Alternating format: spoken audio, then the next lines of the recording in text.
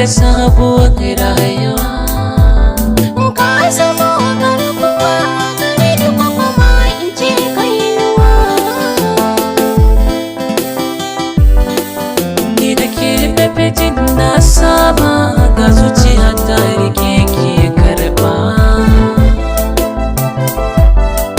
Ga zuciya ta rike ke karba. Ni ma da kai da fitin na saba, ga zuciya ta rike kai karba.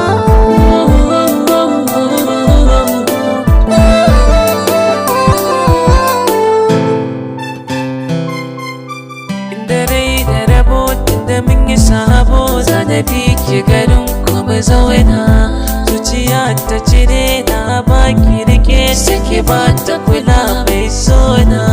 Rayuwa ta da ke na fi so na fake ɗakin mana auren sunna. Yanayin tazara bai sa ni jiran kallon ki muradin raina. Gani nan ga da ki zana zo na tallafe ki kuke zana zama inuwar tara rana. Tunda mun yi shakuwa babu rabuwa, zana so ki fahimci nufina.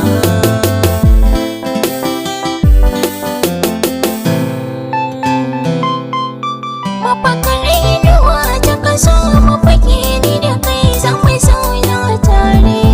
Wani babu fari na ciki sai na ja na huda na bare. Duk wuya sanini kai na so da gani, karkabar da taho masa daure. Saka ya bi jini har yayi sanani, a guri na ka wuce bare. So mai sanadin cire duka radadin kunci daga zuciya kore. Kai ka bani ruwan saka so da duwa, ni da kai sun bani wani sana. Ni da ke da fitin na saba, ga zuciya ta rike ke karba. Na sahun mabiyanki ina gaba. Tunda kin bani so kuma na karba. Na tunduma arijiya ta sake na da je har kai na taho ki duba. Korafi na mai zuga a kanki na rufe kofar kunne ba zai zo ba. Dare da tafiya a kanki na yi aniya, ina bari ki jini zai harba. Sama zai yi hawa ƙasa ba shi zuwa, zana zo gare ki ya mai sona.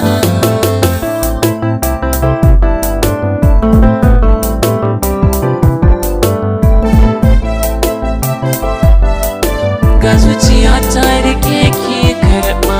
A zuciyata na baka masauki, wuce kulawa na duka mataki. Nace sarauniyar ka kai kuma sarki, ba zan guje ka ba ko a mafarki. Karbi na zuci kai na sa a ciki, na rufe bude shi ko ba wani sauki.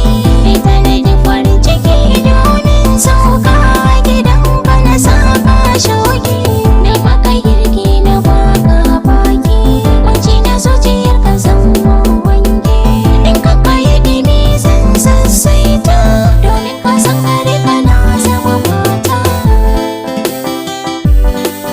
Ni da ke da fitin na sa